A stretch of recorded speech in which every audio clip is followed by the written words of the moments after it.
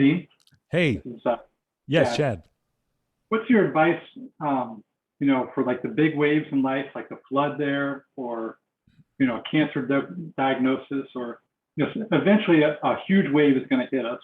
That's right. And what's your advice, after like months, years of meditation, if you do get overwhelmed, hmm how after so much meditation, we might get overwhelmed with a big wave. hmm What's your advice for how you should, you know, look at that, or is it just that you haven't meditated enough, or um, how should you take that in the moment? If you're overwhelmed by the Take big it, wave. take it as something momentary, right? Take it as something momentary. Don't take that as a final word. Oh, geez, I flunked the test. Right. No, well, it's the same mechanics as in any meditation. What have you heard me say over and over when guiding meditation? Anytime you find yourself engaged in the stuff, caught up in the stuff, what do? What do, Loosen your Chad? grip. Relax your grip and relax back into yourself. Okay? So that can be in the middle of a meditation. You're caught up in some intense thought or intense feeling. Oh, I'm caught up in this. Oh, relax the grip. Relax back into myself. Right? Now, let's say it's a life situation, an existential situation. Crap, I got this cancer diagnosis. Crap, my partner has of 25 years has just died. Crap, my house has just been destroyed in the hurricane. You're going to get, yeah, the part of getting caught up is that's the human part. We all have that human part, right? So what do we so at that point then we can even increase the suffering and say, "Oh shit, I just flunked the test. Not only was my house carried away by the hurricane, but I'm a crappy meditator after 30 years of practice." Right? That's not skillful. What we do is, "Okay, I'm caught up in, not every and I'm sure you've seen this kind of news footage. You see, three neighbors on the same block who all lost their houses in the hurricane, and some of them are emotionally destroyed and completely distraught, and some of them are going, well, okay, we'll have to deal with this, right? So it's not directly correlated with what happens to us from the outside. The suffering, thank God, is not in direct correlation with the situational deal, with the external situation. It's whether we're allowing ourselves to remain caught up in it. So, okay, your house is carried away in the hurricane. Notice I'm doing that. I'm caught up in it. Relax back into the self. You don't have to close the eyes. By the way, this is a really good way to practice. Don't wait for the hurricane, right? We always want to, do the fire drill before the fire. Everyone here, everyone in this session has had enough experience with their sitting with their eyes closed in so-called meditation of settling back, dissolving back into the boundlessness, that you know how to do that. You know where it is. Where is it? It's right here. It's right here where you're hearing these words. It's right here where you're experiencing these colors. There's only one place where experience happens, right here in this awareness. Right? So, multiple times a day, and this is one of the best recommendations I can make because you're all meditating regularly. So this is the next best thing to do. Multiple times a day, relax back into that without closing your eyes, without sitting down and lighting your incense or whatever, doing your little bit or lots of ritual you have around. Now it's meditation time. It's really good that we have that. Now it's meditation time. Now I sit in my comfortable seat or my cushion. Now I turn off the phone. That's all great. And keep doing that. But then the other next best thing is several times a day, don't turn off your phone. You're sitting at the red light. And you can sit there going, oh, when's this freaking light going to turn green? Or you can say, cool, settle back into boundlessness. I don't have to close my eyes. So when the light turns green, I can, put my foot down on the accelerator. Standing in line at the CVS, I can, go, why is that person in front of me taking so long? Or I can notice that I've engaged with that, Relax my grip on that, relax back into the self while I'm standing there in the middle of, and notice how all the sights and the sounds and being in the CVS or the Rite Aid do not prevent me from relaxing my grip and relaxing back into boundlessness. Do it while you're taking a walk. Doesn't have to be when, something problematic is happening, but it can, right? Several times a day. You're whatever. I see people in my neighborhood here walking their dogs, which is great because a lot of people, it seems like the only time they take a walk, even in this beautiful neighborhood. But the last several years now, I see they're walking their dog and they're looking at their phone, right? Put the phone away. Walking your dog, eyes wide open, relaxing into boundlessness, right? So the more you do the fire drill, the more when the fire comes, when the cancer diagnosis comes, when the crisis comes, whatever it is, that habit's built in. You'll still get very likely caught up to a certain degree for a certain amount of time, but then the thing kicks in. Oh yeah, I've done this before.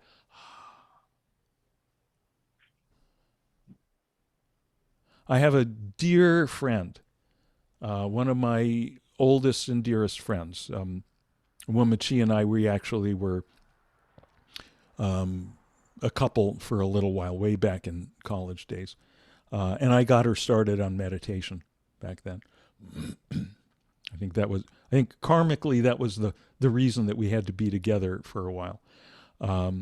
And a couple of weeks ago, I got news that from a mutual friend that she had woken up one morning, my friend had woken up one morning paralyzed from the neck down. And it turns out that she had a tumor, a brain tumor that had been slowly growing for probably 20, 30 years. And it finally impinged enough against the brain that she woke up one morning like that. And she managed with one finger to type a message to me saying, Dean, this is the stuff we've been meditating for all our life, isn't it? I said, yeah. And she sent me another message later on that she said, and she'd been by the way, she's now had the surgery, had the thing removed. She had the staples removed yesterday, I think. She's starting to get movement back. Good prognosis. But she also sent me at some point in this a message saying, with everything I'm going through, this has been the most profound, the most awakening experience I've had in my life. Right?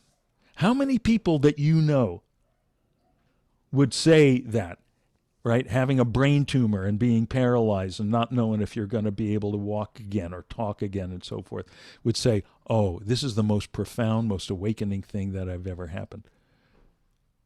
had, right? This is what, hopefully, this is what comes from a lifetime of doing this kind of practice. This friend of mine has been practicing since 1969. So, yeah, she got a good grade. Some of you have heard the story, some of you have not, so I'll tell a quick version of the story. My first wife, who was a Dharma teacher and got cancer twice, and the second time she got cancer, we knew it was terminal. And at one point, she got a call in her hospital room from a friend, and we were connected with this Buddhist organization at the time, and we got a call she got a call. Maggie got a call from one of the lamas in the organization saying, Maggie, I've reached out and I found out where there's some Tibetan monks. I can have these monks come to your hospital room and chant this stuff from the Bardo Total and so on and so forth. And he was real excited about being able to do this for her. And it was a very touching gesture. But she said, thank you, but, that chanting, that's not been my practice during my lifetime. It would not be really an authentic thing for me to do. And we said, well, Maggie, what has your practice been? What is your practice? And she said, just being without hope or fear. Okay, right? Just being without hope or fear. All right? I hope you all get the simplicity and the profundity of that. Right? Everyone wants to be without fear. Right? How can I be without fear? I've got all this anxiety about X, Y, and Z. How can I get rid of them? How many people tell you, oh, I want to be without hope? Right? But can you see that fear is necessarily the flip side of hope? Can you see that hope and fear are both, in both cases, you're investing your happiness. You're betting your happiness on a particular outcome. Right? I hope I'll recover from my cancer. Flip that over. What is that? I fear that I won't. Right? I hope I'll win the lottery. I fear that I won't. Right? So not everyone's ready to hear this, by the way. If you find it too scary, the prospect of letting go of hope, if you find that too scary right now, come back. We'll talk about this again in 6 months. But if we let go of hope and fear, right, we're no longer betting our happiness on any future outcome. What do? We settle into the present. We settle into beingness, just being without hope or fear. And when we do that, here we are in this place of boundless okayness.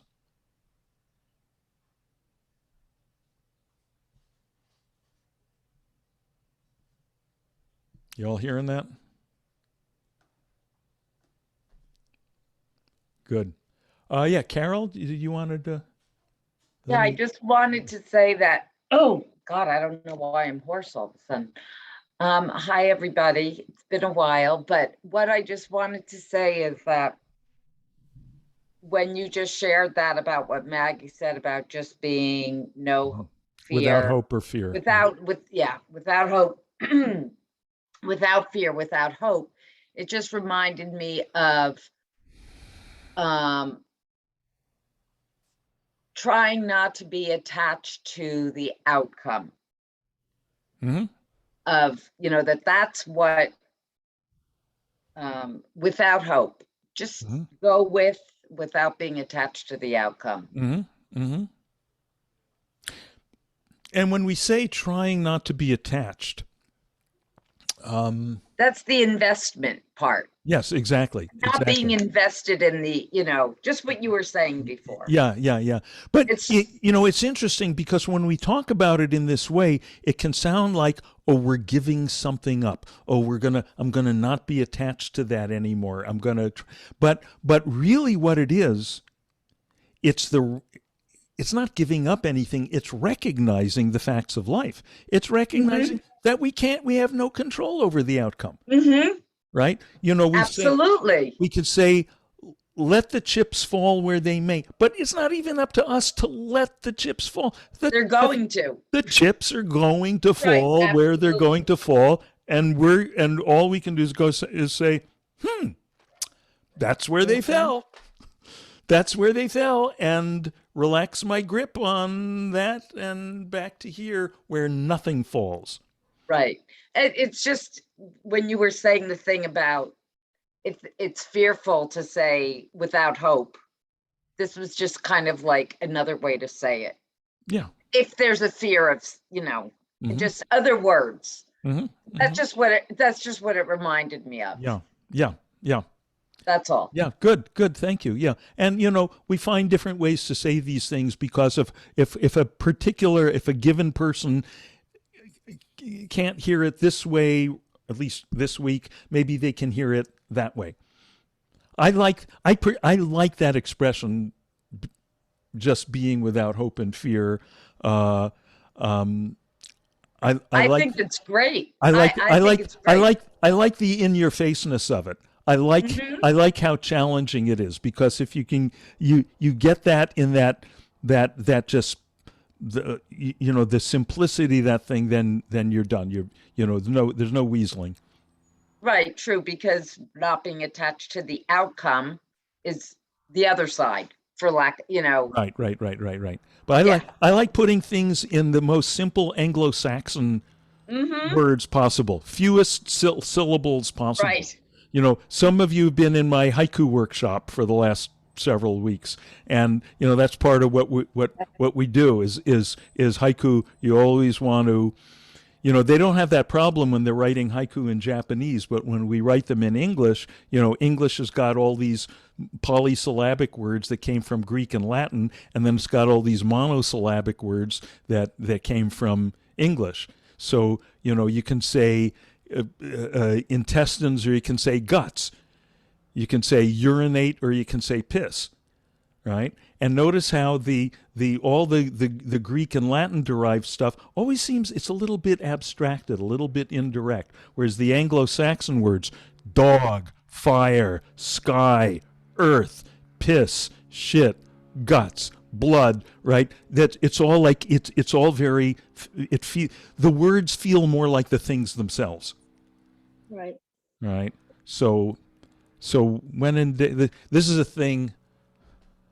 I spent 33 years trying to teach this to my English students.